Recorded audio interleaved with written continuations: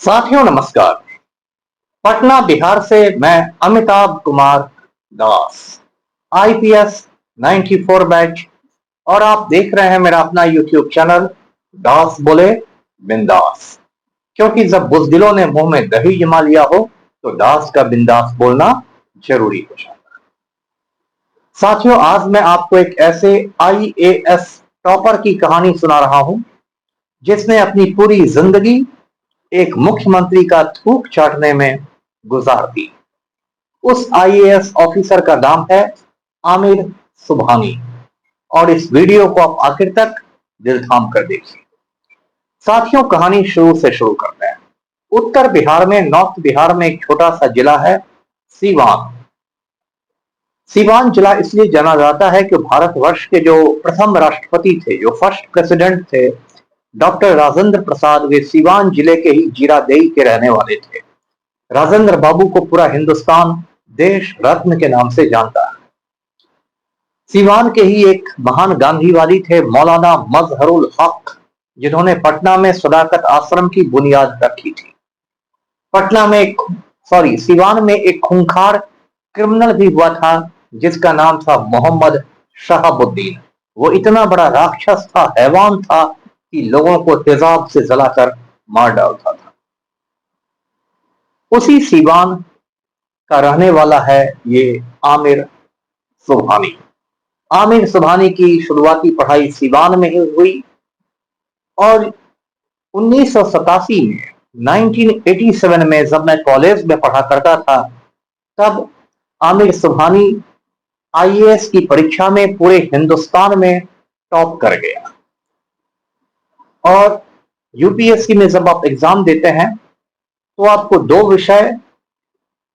Optional papers लेने पड़ते हैं, दो ऑप्शनल सब्जेक्ट्स लेने पड़ते हैं। अब कुछ पैटर्न बदला है, लेकिन आमिर सुबहानी के जमाने में यही था कि आपको दो विषय लेने पड़ते थे।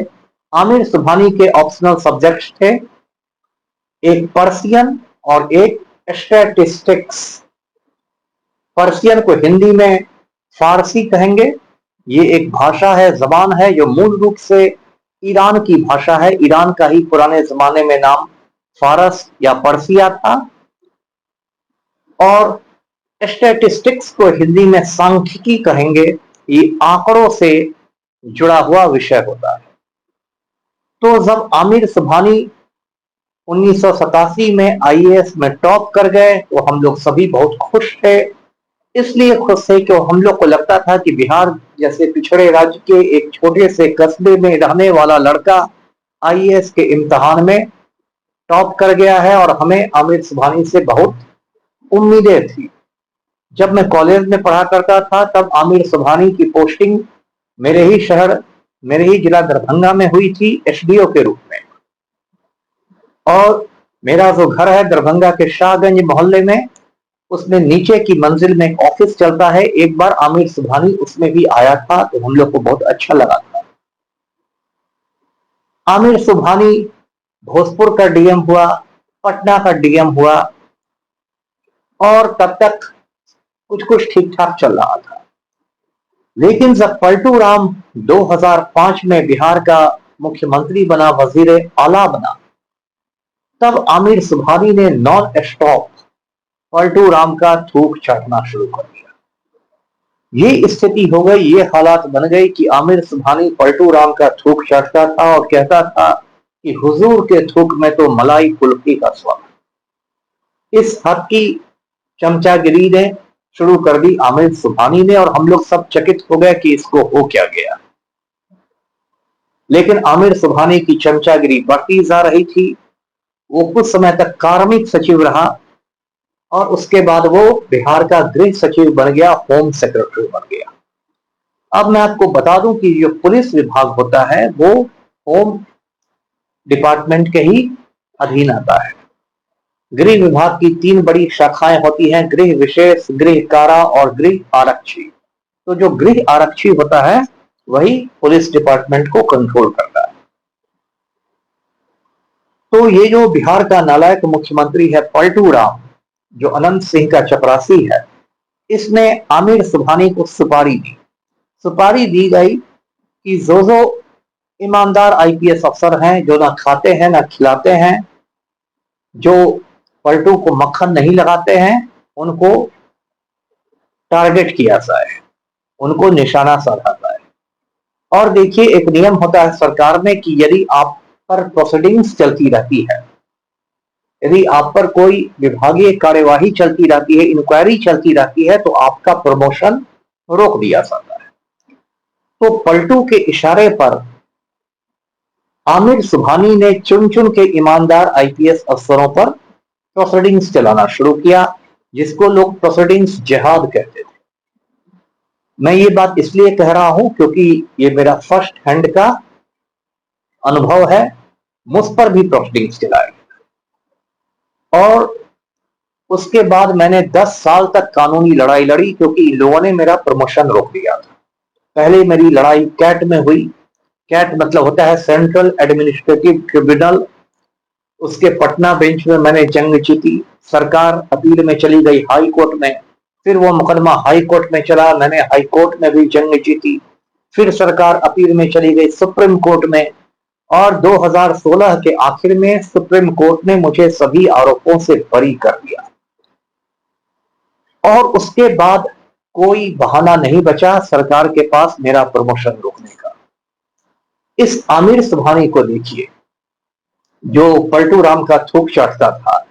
इसने सुप्रीम कोर्ट का जो आदेश आया था मेरे बारे में, उसको इसने फाइलों में छुपा दिया। अब देखिए, बहुत लोग बिहार में मुझसे नफरत करने वाले हैं, लेकिन इतने दुखे लोग हैं जो मुझसे मोहब्बत भी करते हैं। तो मुझे गृह विभाग के होम डिपार्टमेंट के एक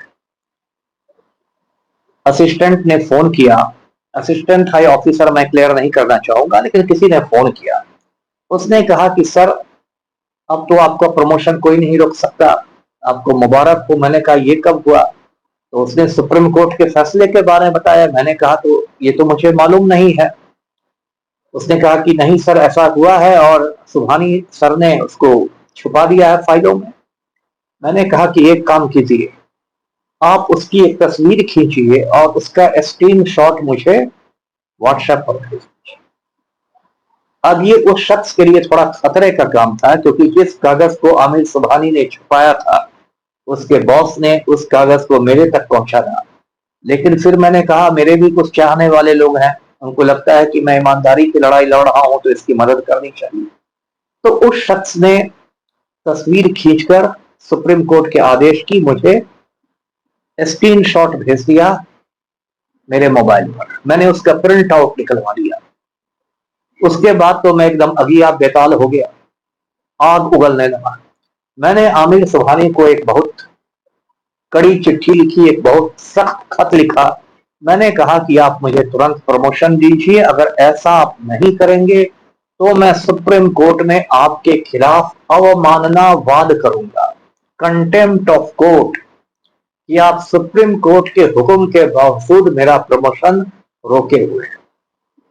जब मेरा खत पहुंचा तो आमिर सुबहानी की नानी मर गई। नानी क्या समझिए, परदानी मर गई। और अपुष्ट सूत्रों के अनुसार उसने पैंट में सुसु भी कर दिया। और आमिर सुबहानी पहुंच गया पलटू राम के पास मेरी फाइल लेकर, और उसने पलटू राम को दिखाया कि अमिताभ दास ने मुझे धमकी दी है, और सच में ये आदमी पहुंच गया सुप्रीम कोर्ट में, तो सुप्रीम कोर्ट तो मुझे टांग देगा। हो सकता है मुझे तिहाड़ जेल का भी सैर करा दे।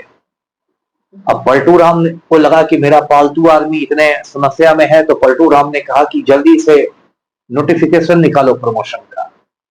तो रातों रात मेरे प्रमोशन का नोटिफिकेशन निकाला गया।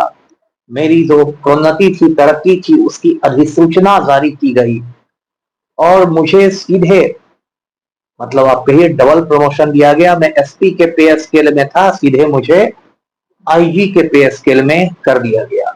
मतलब मेरा जो प्रमोशन 2007 से पेंडिंग था, लंबित था, वो 2017 में 10 साल के पीछे से प्रमोशन दिया गया। इतना ही नहीं, क्योंकि प्रमोशन मेरा रुका हुआ था, तो मेरे कई लाख रुपए एरियर्स हो गए थे। यानी कि जो मेरा बढ़ा हुआ वेतन मुझे मिलना चाहिए था, वो मुझे नहीं मिल रहा था। तो तुरंत सरकार ने आवंटन किया अलॉटमेंट हुआ और तुरंत मेरे अकाउंट में वो एरियर्स दिया गया लाखों रुपए की। इस तरह की हालत हो गई आमिर सुबहानी की। लेकिन सुबहानी की साजिश रुकी नहीं। उसके बाद 2018 में इन लोगों ने एक रिव्यू मीटिंग की और रिव्यू मीटिंग में भारत सरकार को लिख दिया कि मेरे बारे में कि इनका सर्विस में रहना पब्लिक इंटरेस्ट में नहीं है, लोक हित में नहीं है। अब मुझ पर कोई इल्जाम नहीं था तो पब्लिक इंटरेस्ट का मामला ले आया गया और मुझे समय से पहले रिटायर करा दिया गया। मैं आज भी उसका मुकदमा लड़ रहा हूं। ये है आमिर सुबहानी का खेल। आमिर सुबहानी ने कहते हैं टोटल कई लीटर थूक नीतीश कुमार का चाटा है। इसलिए जब ये रिटायर कर गया, इसने वीआरएस ले लिया। रिटायरमेंट के कुछ दिनों पहले इसने वीआरएस ले लिया। उसके बाद पलटू राम ने इसको बिहार इलेक्ट्रिसिटी रेगुलेटरी कमीशन का चेयरमैन बना दिया, जिसको हिंदी में कहते हैं बिहार विद्युत नियामक आयोग। इसी बीच कुछ साल पहले आमिर सुबहानी की बीवी थी डॉक्टर यास्मीन, वो रहस्यमय परिस्थितियों में मर गई थी, सीढ़ी से गिर के मर गई। उस पर पटना में किस्म किस्म की चर्चाएं भी हुई थी। जब आमिर सुबहानी रिटायर कर गया तो इसकी जवानी लगा कि फिर लौट गई। इसने दूसरी शादी कर ली, दूसरा निकाह कर दिया और पटना के अनीसाबाद में होटल पाटलिपुत्र कॉन्टिनेंटल है, उसमें इसने अपना दावते वलीमा रखा। दावते वलीमा का मतलब शादी के बाद जो रिसेप्शन होता है, और उसमें सुबहानी अपनी पकी दाढ़ी के साथ घूम रहा था और लोग इसको शादी की मुबारकबाद दे रहे थे। साथियों, आमिर सुबहानी का किस्सा मैंने इसलिए सुनाया कि लोग जब आईएएस या आईपीएस बनते हैं तो बड़े बड़े आदर्शों के साथ बनते हैं, बड़ी बड़ी बात करके बनते हैं, लेकिन बाद में जब वो सिस्टम में आ जाते हैं तो किस तरह वो पालतू कुत्ता बन के काम करते हैं। आमिर सुबहानी उसकी एक मिसाल है। वीडियो को लाइक करें, शेयर करें, चैनल को सब्सक्राइब कीजिए। धन्यवाद। जय हिंद।